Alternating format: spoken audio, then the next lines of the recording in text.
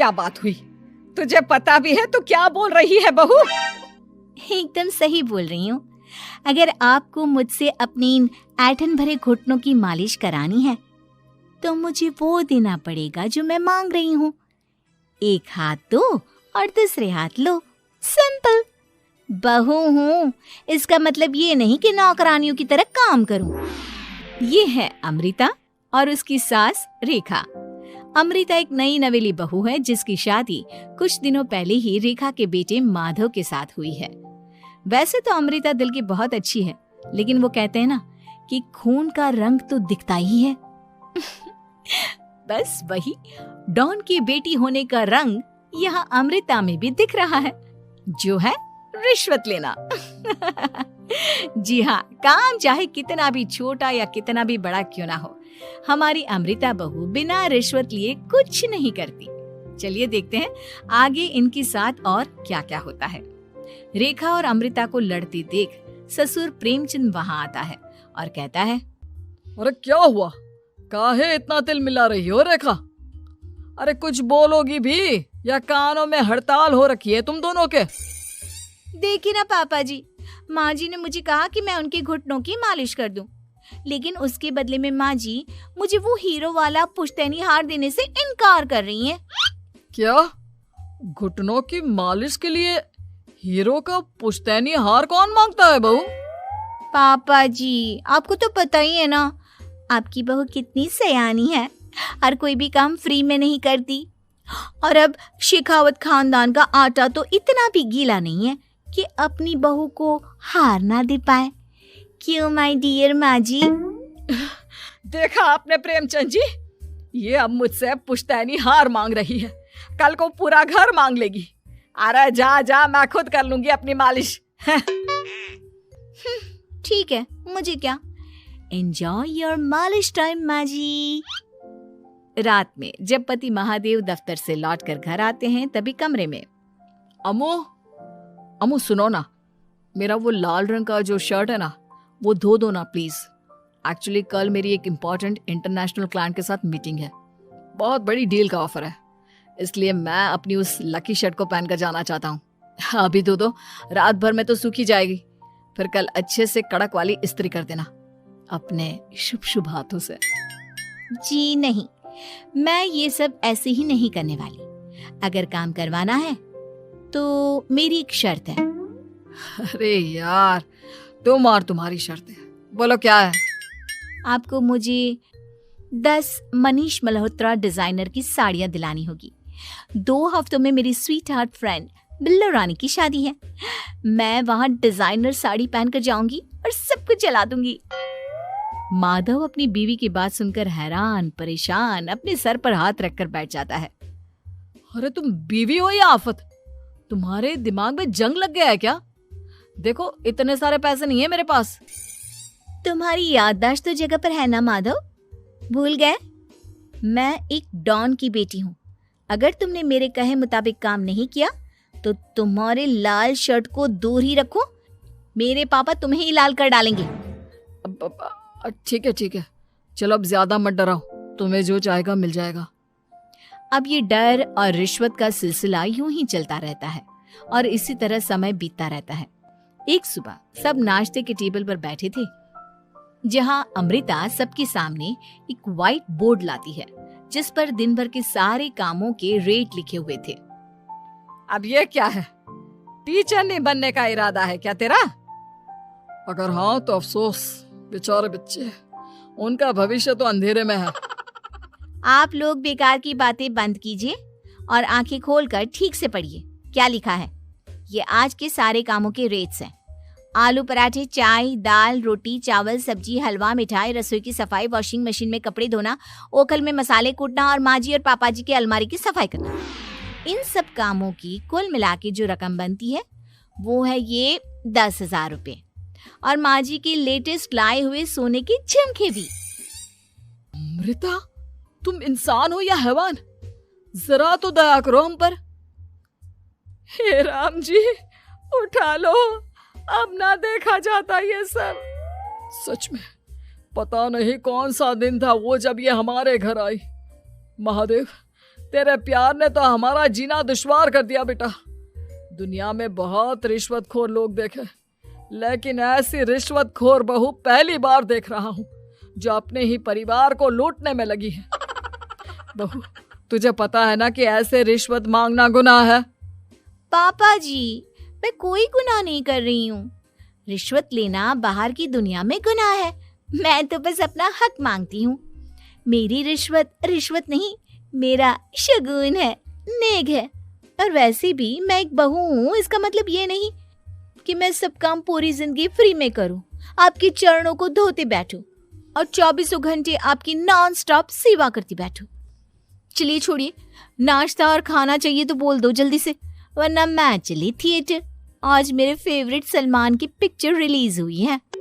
इतना कहकर अमृता वहां से चली जाती है। इस बेवकूफ का जल्दी कुछ करना पड़ेगा।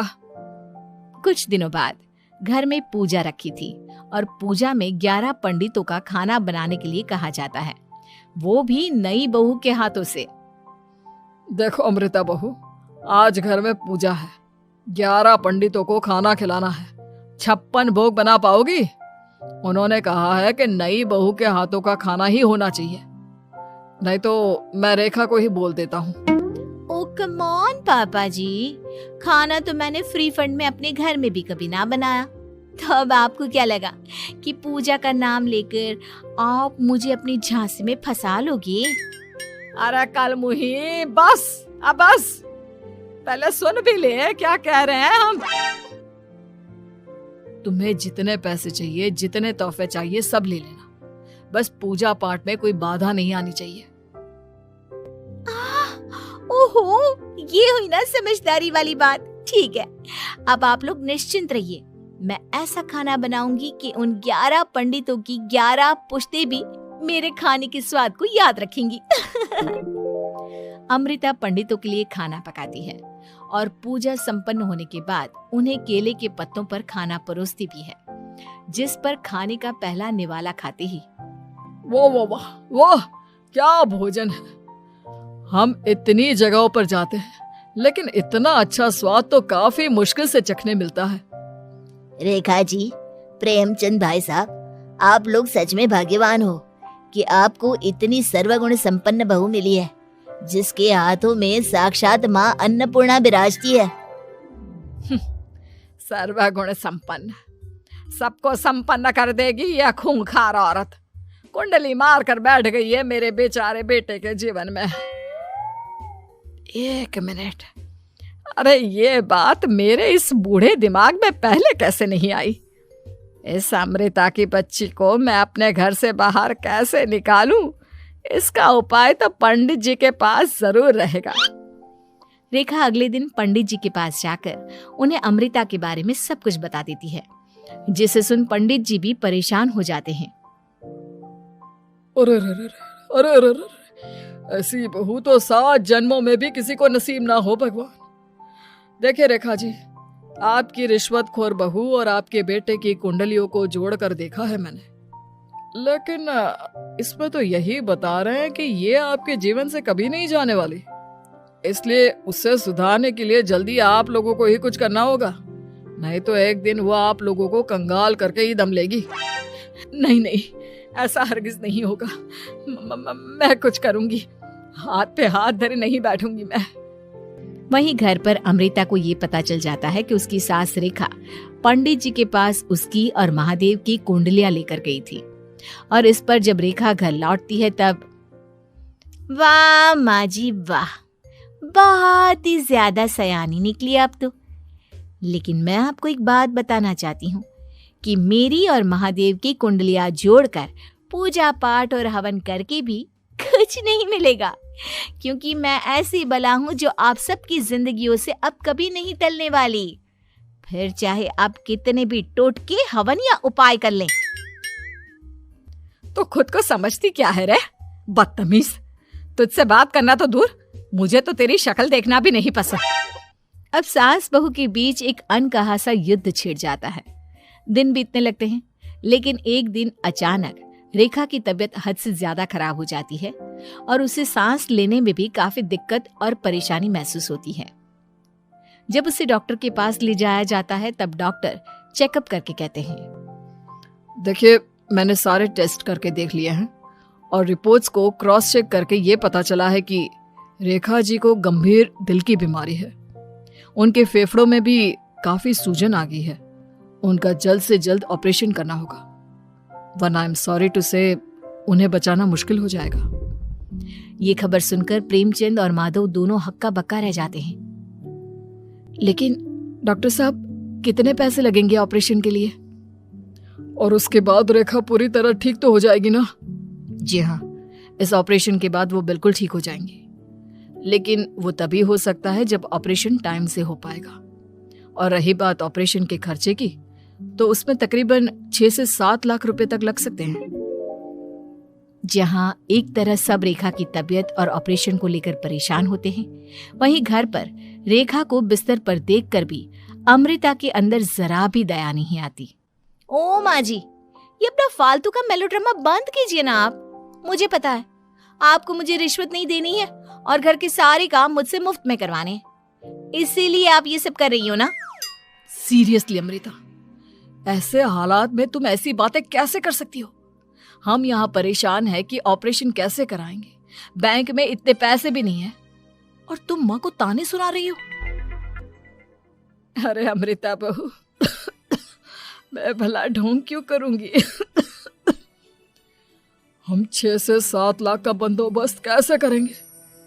करेंगे पापा, कैसे भी करेंगे। अमृता, अगर कभी भी जिंदगी में तुमने मुझसे सच्चा प्यार किया है, एक पल के लिए भी सही, तो तुम्हें आज इस परिवार, इस घर की नींव, मेरी माँ को बचाना होगा। हमने अपना सब कुछ तुम्हें दे दिया है, अब तुम्हारी बारी है अपने किए का हिसाब चुकाने की। मुझे पता है तुम्हारे अंदर भी दिल है। अमृता बिना कुछ कहे वहां से चली जाती है और अपने कमरे में जाकर वो अलमारी में से अपनी माँ की तस्वीर को निकालकर अपने सीने से लगाती है और भावुक हो जाती है। माँ, आपके जाने के बाद पापा ने ही मेरा ख्याल रखा, लेकिन उनकी वजह से ही मुझ में काफी बुरी आदतें भी आ गई। शायद मुझे इतना बुरा आपकी गैर मौजूदगी ने ही बनाया। मैंने कभी आपकी लोरी नहीं सुनी, आपकी गोद में नहीं सोई, आपके हाथों से अपने बालों की चंपी नहीं करवाई, क्योंकि वक्त से पहले ही आप मुझे यहाँ छोड़कर चली गई। लेकिन अब मैंने जितना भी इस घर से लिया है, उतना सूद समेत चुकाने की बारी आ गई है।